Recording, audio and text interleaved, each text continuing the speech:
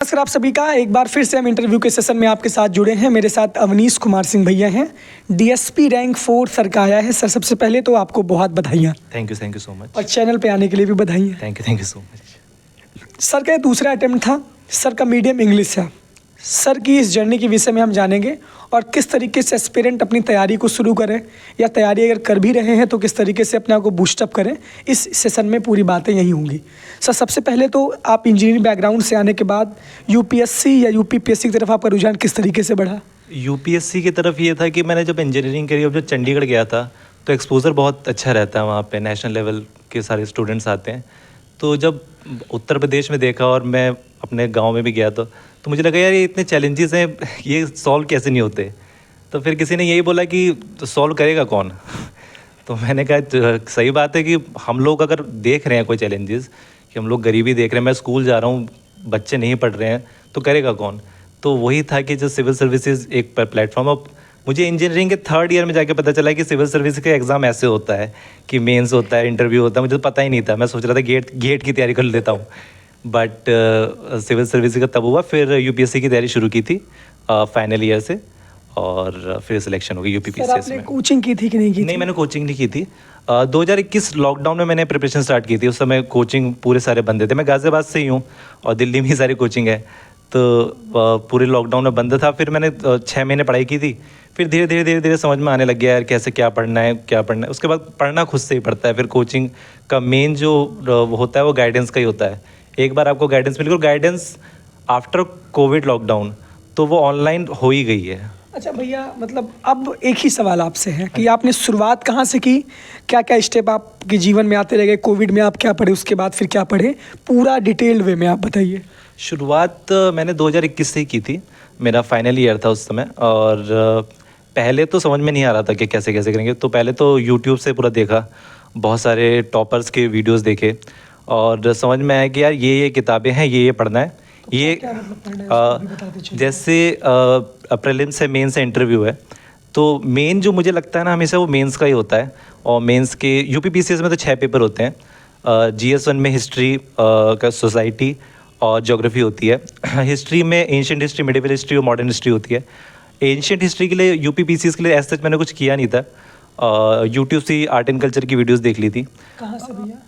Art and culture के बहुत सारे यूट्यूब के चैनल्स थे, मैंने ऐसा तो मुझे याद नहीं आ रहा, बट हाँ उसमें वीडियोस देख ली थी। और मिडिवल हिस्ट्री तमिलनाडु की स्टेट NCERT आती है, वो बड़ा अच्छा कवर करती है मिडिवल हिस्ट्री।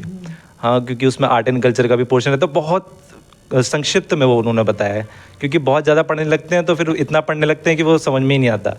और मॉडर्न हिस्ट्री की तो स्पेक्ट्रम ही रहती है, वो बड़ी अच्छी किताब है।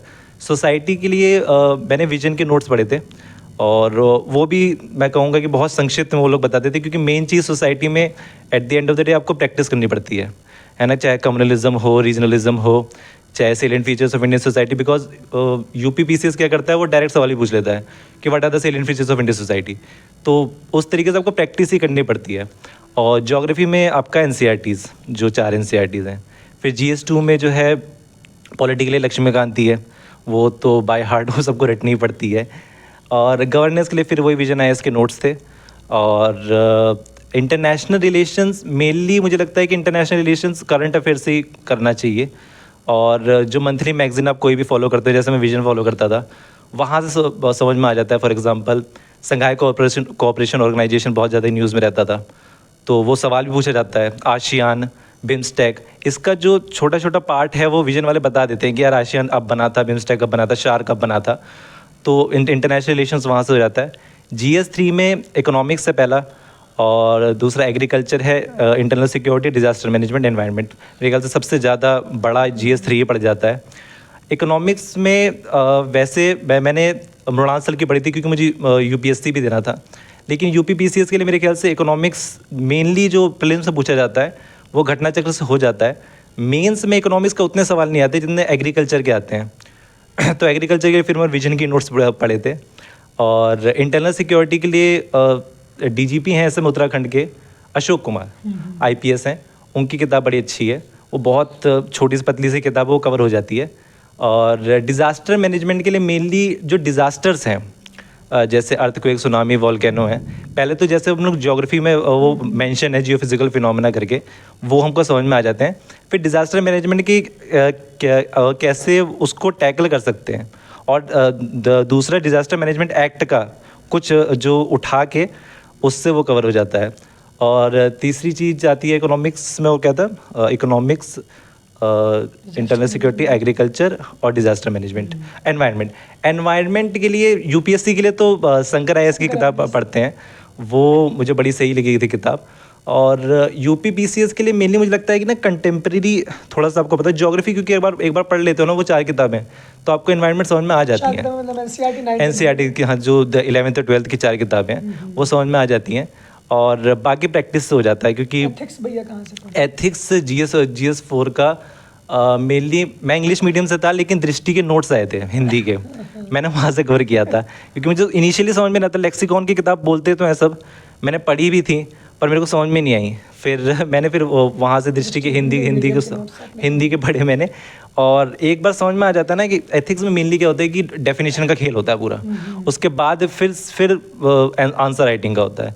जैसे एथिक्स अपने इंटीग्रिटी की डेफिनेशन रट ली, जितने भी टर्म है, जैसे एप्टीट्यूड एंड फाउंडेशनल वैल्यूज़ हैं, तो बहुत सारे वैल्यूज़ हैं आपके, इंटीग्रिटी है, ऑब्जेक्टिविटी है, तो इनकी एक बार क्या कहते हैं डेफिनेशन रट लीजिए, उसके बाद उसके एग्जाम्पल्स।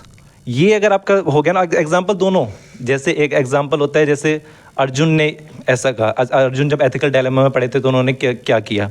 उसके बाद कंटेम्प्रेरी के एग्जाम्पल कि अभी के जो आईएएस ऑफिसर्स हैं, बहुत सारे एग्जाम्पल्स होते हैं। अभी इंडियन एक्सप्रेस गवर्नेंस समिट भी करवाएगा, जिसमें जो है डिस्ट्रिक्ट मजिस्ट्रेट जिन्होंने अच्छा काम किए होते हैं उनको जो है सम्मानित करेंगे। तो उनकी केस स्टडीज जो है इंडियन एक्सप्रेस में आती थी, मैं इंडियन एक्सप्रेस पढ़ता था न्यूज़पेपर तो वहाँ से कवर हो जाता है। केस स्टडीज़ यूपीपीसीएस मेरे ख्याल से इतना पूछता नहीं है, जो पूछता है वो हैंडल हो ही जाती हैं। और GS 5 और GS 6 का भी नया इंट्रोड्यूस हुआ था, तो इनिशियली तो हमारे पास कोई इतना था नहीं, लेकिन 2 किताबें निकली थी। एक तो फिज़िक्स वाला की निकली थी, ओनली आईएएस की, वो बड़ी अच्छी किताब थी। क्योंकि मुझे याद है state action plan for climate change का एक क्वेश्चन आया था इस बार GS 6 में, वो डायरेक्टली था उसमें। और एक टेस्ट वर्ल्ड करके एक संस्थान थी जिन्होंने क्वेश्चन आंसर्स दिए थे, वो बहुत अच्छा था, मतलब वो रामबाण था। तो ये सारी चीज़ें थी, सर ने बहुत अच्छे से जो है इस चीज़ों को बताया।